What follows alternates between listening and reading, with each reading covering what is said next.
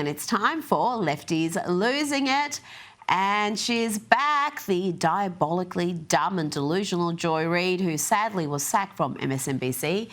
Even they got sick of her endless race baiting, and that's precisely what Joy is doing again. Listen to this nutty rant about, you guessed it, white people.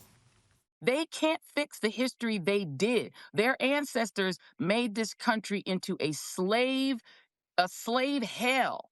But they can clean it up now because they got the Smithsonian. They can get rid of all the slavery stuff. They got PragerU. They can lie about the history to the children. They can't originally invent anything more than they ever were able to invent good music. We black folk gave y'all country music, hip hop, R&B, jazz, rock and roll. They couldn't even invent that, but they have to call a white man the king, because they couldn't make rock and roll. So they have to stamp the king on a man whose main song was stolen from an overweight black woman.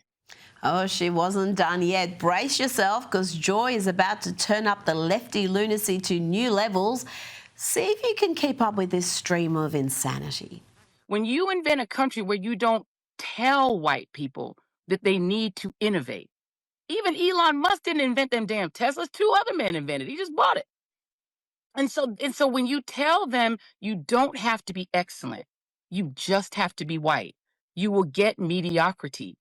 You will get mediocrity because they're not asking white people to be great. They're not asking them to be great. They're telling them you can be the opposite of great and be defense secretary. You can be the opposite of great and be Homeland Security Secretary. They're telling white people a lie so that they will believe that they have achieved, when all they're doing is thieving greatness from other people. And I actually think that is a shame for white America, because if you raised your kids that way, you would get brats, you would get monsters, you would get demons you don't even want at Thanksgiving. Yes, those demonic white children you want to avoid at Thanksgiving. Joy reckons white folk are just thieving, underachieving brats and monsters. Surely she can't get any crazier than that, or more abhorrently racist. But she can, and she will. We save the worst for last. We're raising an America that is mediocre on purpose because we don't want to tell Donald Trump that he is a failure. But he is. Yeah, that mad cackling really was the cherry on top. But during that unhinged commentary, you may have noted the dude listening intently. Now, if you were hoping he was going to inject some sanity, some facts, some sober analysis to refute Mad Bad Joy, well, you'll be disappointed. Let's hear from Mr. Ali. How this is happening in real time and how this has always happened, how the fragility of a mediocre, terrified white men is destroying America, and how they have to make a level playing field for themselves. And it's all projection all the time. Like I just said right now, safe spaces for them, none for us. Now, there is so much I can say about that would get me into enormous trouble, so I won't. But I think it's worth noting that the people of the world, whatever nationality or colour they may be, want to live in the West. We're not seeing Pakistan flooded with white people escaping mediocrity. That dude's parents came from Pakistan to America so he could have a better life. A little gratitude would go a long way. Now, someone who has had a charmed life is John F. Kennedy's grandson, Jack Schlossberg. But sadly, despite being a highly privileged member of the Kennedy clan, he is a TDS-afflicted clown. Here he mocks First Lady Melania Trump. This is embarrassing, folks. A simple yet profound concept, Mr. Putin, as I'm sure you agree, is that each generation descendant begin their life with a purity, an innocence, which stands above geography, government, and ideology. What am I saying? This makes no sense. Please be more specific, Miss Melania Trump.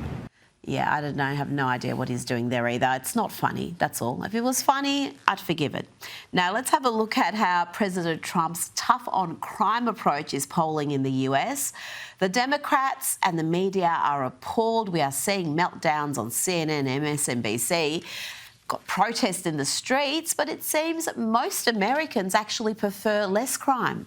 Who would have thunk it?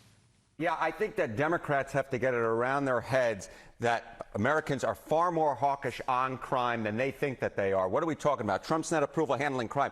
Where was he last year? He was way underwater at minus 13 points views of term number one. But look at where he is now. He's on the positive side of the ledger. He's on the positive side at plus 1 point. Americans view Trump far more favorably now on crime than they did a year ago. I think this sort of gives the game away here because Donald Trump is like Air Jordan towering over Joe Biden when it comes to their handling of crime. Look, in 2024, look at where Biden's net approval was on crime. Way underwater there at minus 26 points. It was one of Biden's worst issues. Granted, pretty much every issue was one of Biden's worst issues. And again, look at where Donald Trump is. Way, way, way above Joe Biden. What is that? That's 27 points. So Americans vastly prefer Donald Trump's approach to crime than they did to Joe Biden. Now, earlier today, Donald Trump met with a number of European allies to discuss an end to the Russian-Ukrainian war. Now, there's not much that's funny about that, but this next clip is a work of comedic genius. I know it's not real, but I like to pretend it is. Okay, let's see who arrives now. This guy, they say he's the president of Finland, looking like the captain of a cruise ship. We need to get him a captain's hat later on. Okay, who the is this guy? These Europeans all look like accountants. Yes, sir. I come to do your taxes. Okay, thank you, sir. Ah, the British Prime Minister. They say this guy is gay. I don't know if that's true or not. I just think he's a dork. Hey, this guy is definitely gay, and his wife is a man, and she beats him. Well, poor guy. Georgia Meloni. I love her. I told her and Elon that if they ever have a kid, they better name him Eloni Maloney. Ursula. I like that she calls me daddy. They all should when you think about it. Good day.